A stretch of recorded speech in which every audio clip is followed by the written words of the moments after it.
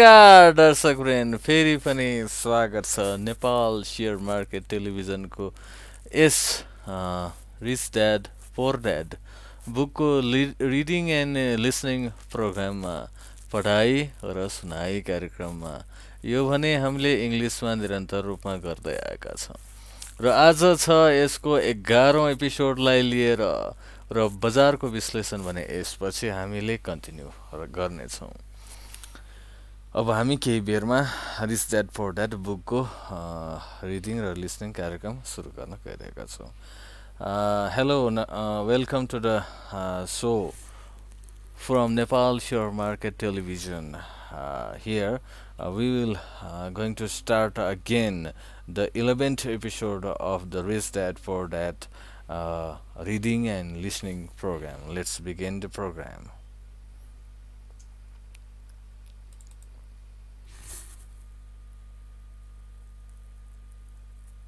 Started flowing into government coffers. Initially, people were happy. Money was handed out to government workers and the rich. It went to government workers in the form of jobs and pensions. It went to the rich via their factories receiving government contracts. The government became a large pool of money, but the problem was the fiscal management of that money. There really is no recirculation. In other words, the government policy, if you were a government bureaucrat, was to avoid having excess money. If you failed to spend your allotted funding, you risked losing it in the next budget. You would certainly not be recognized for being efficient.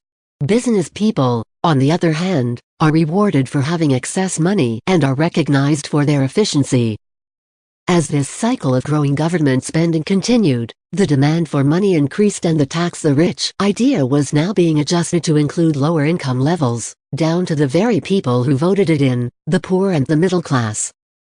True capitalists used their financial knowledge to simply find a way to escape. They headed back to the protection of a corporation. A corporation protects the rich.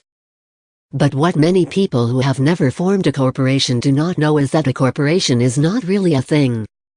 A corporation is merely a file folder with some legal documents in it, sitting in some attorney's office registered with a state government agency. It's not a big building with the name of the corporation on it. It's not a factory or a group of people. A corporation is merely a legal document that creates a legal body without a soul. The wealth of the rich was once again protected. Once again, the use of corporations became popular once the permanent income laws were passed because the income tax rate of the corporation was less than the individual income tax rates. In addition, as described earlier, certain expenses could be paid with pre-tax dollars within the corporation. This war between the haves and have-nots has been going on for hundreds of years. It is the take from the rich crowd versus the rich. The battle is waged whenever and wherever laws are made. The battle will go on forever. The problem is, the people who lose are the uninformed. The ones who get up every day and diligently go to work and pay taxes. If they only understood the way the rich play the game, they could play it too. Then, they would be on their way to their own financial independence. This is why I cringe every time I hear a parent advise their children to go to school, so they can find a safe, secure job. An employee with a safe, secure job, without financial aptitude, has no escape.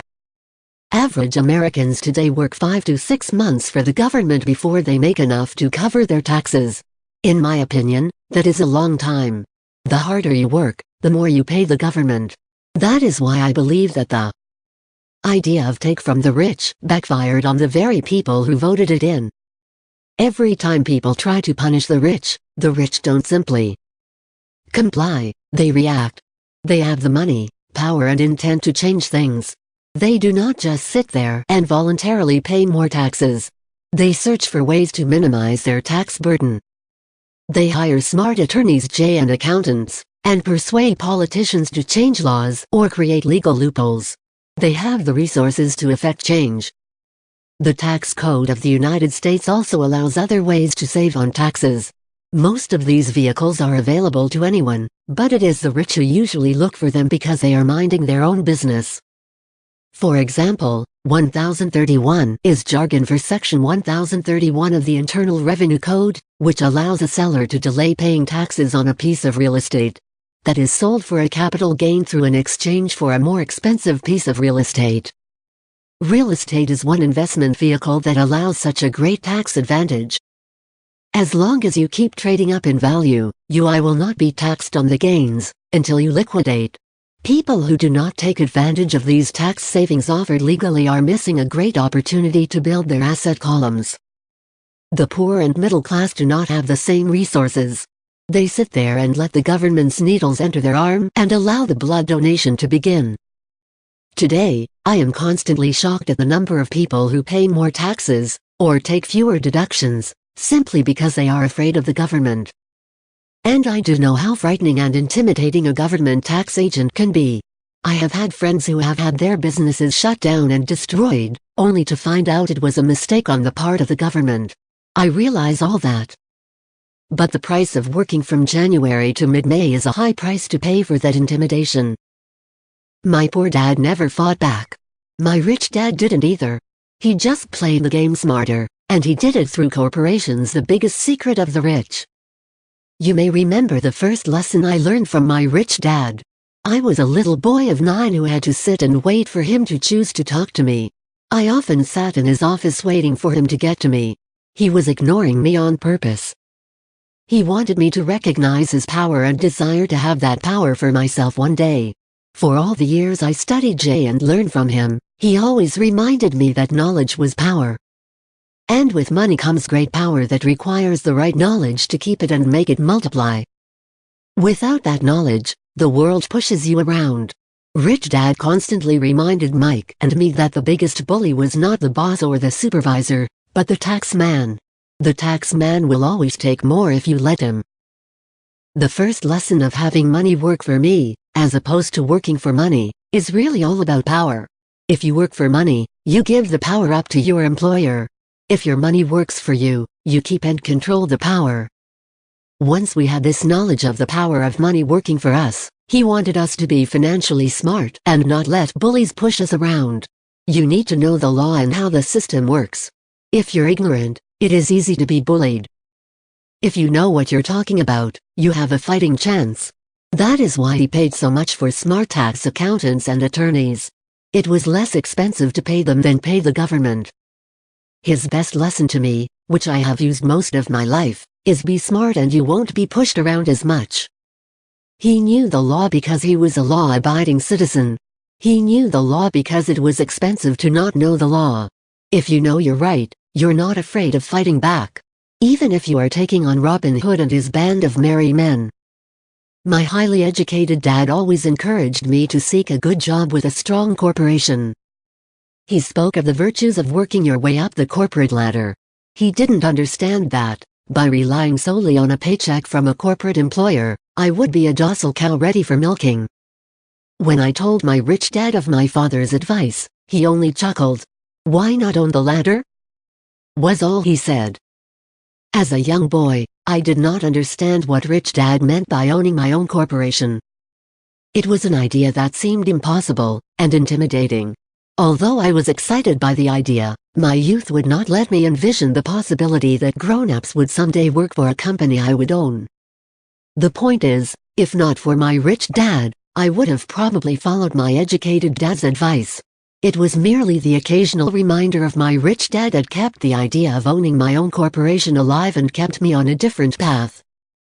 By the time I was 15 or 16, I knew I was not going to continue down the path my educated dad was recommending.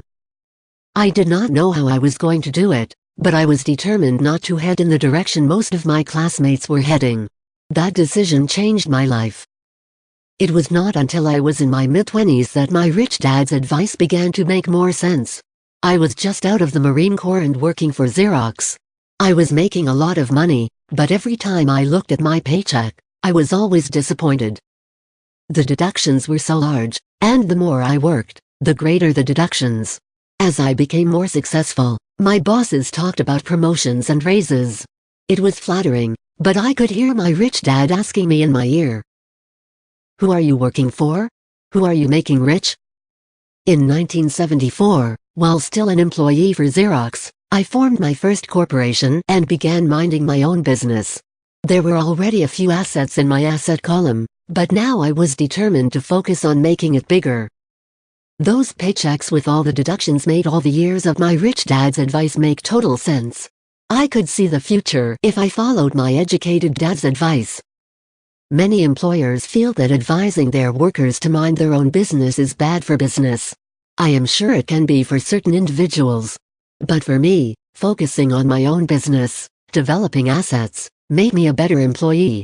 I now had a purpose. I came in early and worked diligently, amassing as much money as possible so I could begin investing in real estate. Hawaii was just set to boom, and there were 4 fortunes to be made. The more I realized we were in the beginning stages of a boom, the more Xerox machines I sold. The more I sold, the more money I made, and, of course, the more deductions there were from my paycheck. It was inspiring. I wanted out of the trap of being an employee so badly that I worked harder, not less. By 1978, I was consistently one of the top 5 salespeople in sales, often number 1. I badly wanted out of the rat race. In less than 3 years, I was making more in my own little corporation, which was a real estate holding company, than I was making at Xerox. And the money I was making in my asset column, in my own corporation, was money working for me. Not me pounding on doors selling copiers. My rich dad's advice made much more sense. Soon the cash flow from my properties was so strong that my company bought me my first Porsche. My fellow Xerox salespeople thought I was spending my commissions. I wasn't. I was investing my commissions in assets. My money was working hard to make more money. Each dollar in my asset column was a great employee, working hard to make more employees and buy the boss a new Porsche with before tax dollars. I began to work harder for Xerox. The plan was working, and my Porsche was the proof. By using the lessons I learned from my rich dad, I was able to get out of the proverbial rat race of being an employee at an early age. It was made possible because of the strong financial knowledge I had acquired through these lessons. Without this financial knowledge, which I call financial IQ, my road to financial independence would have been much more difficult. I now teach others through financial seminars in the hope that I may share my knowledge with them. Whenever I do my talks, I remind people that financial IQ is made up of knowledge from 4 broad areas of expertise. Number 1 is accounting. What I call financial literacy. A vital skill if you want to build an empire. The more money you are responsible for, the more accuracy is required, or the house comes tumbling down. This is the left brain side, or the details. Financial literacy is the ability to read and understand financial statements. This ability allows you to identify the strengths and weaknesses of any business. No. 2 is investing. What I call the science of making money. This involves strategies and formulas. This is the right brain side, or the creative side. No. 3 is understanding markets. The science of supply and demand. There is a need to know the technical aspects of the market, which is emotion-driven. The Tickle Me Elmo doll during Christmas 1996 is a case of a technical or emotion-driven market. The other market factor is the fundamental or the economic sense of an investment. Does an investment make sense or does it not make sense based on the current market conditions? Many people think the concepts of investing and understanding the market are too complex for kids. They fail to see that kids know those subjects intuitively. For those not familiar with the Elmo doll, it was a Sesame Street character that was highly touted to the kids just before Christmas. Most all kids wanted one, and put it at the top of their Christmas list. Many parents wondered if the company intentionally held the product off the market, while continuing to advertise it for Christmas. A panic set in due to high demand and lack of supply. Having no dolls to buy in the stores, scalpers saw an opportunity to make a small fortune from desperate parents. The unlucky parents who did not find a doll were forced to buy another toy for Christmas. The incredible popularity of the Tickle Me Elmo doll made no sense to me, but it serves as an excellent example of supply and demand economics. The same thing goes on in the stock, bond, real estate and baseball card markets. No. 4 is the law. For instance, utilizing a corporation wrapped around the technical skills of accounting, Investing in markets can aid explosive growth. An individual with the knowledge of the tax advantages and protection provided by a corporation can get rich so much faster than someone who is an employee or a small business sole proprietor. It's like the difference between someone walking and someone flying. The difference is profound when it comes to long-term wealth. 1. Tax advantages. A corporation can do so many things that an individual cannot. Like pay for expenses before it pays taxes. That is a whole area of expertise that is so exciting, but not necessary to get into unless you have sizable assets or a business. Employees earn and get taxed and they try to live on what is left. A corporation earns, spends everything it can, and is taxed on anything that is left. It's one of the biggest legal tax loopholes that the rich use. They're easy to set up and are not expensive if you own investments that are producing good cash flow. For example, by owning your own corporation, vacations are board meetings in Hawaii. Car payments, insurance, repairs are company expenses. Health club membership is a company expense. Most restaurant meals are partial expenses. And on, but do it legally with pre-tax dollars. 2. Protection from lawsuits. We live in a litigious society. Everybody wants a piece of your action. The rich hide much of their wealth using vehicles such as corporations and trusts to protect their assets from creditors. When someone sues a wealthy individual, they are often met with layers of legal protection, and often find that the wealthy person actually owns nothing. They control everything, but own nothing. The poor and middle class try to own everything and lose it to the government or to fellow citizens who like to sue the rich. They learned it from the Robin Hood story. Take from the rich, give to the poor. It is not the purpose of this book to go into the specifics of owning a corporation. But I will say that if you own any kind of legitimate assets, I would consider finding out more about the benefits and protection offered by a corporation as soon as possible. There are many books written on the subject that will detail the benefits and even walk you through the steps necessary to set up a corporation. One book in particular, Incorporated and Grow Rich, provides a wonderful insight into the power of personal corporations. Financial IQ is actually the synergy of many skills and talents. But I would say it is the combination of the 4 technical skills listed above that make up basic financial intelligence.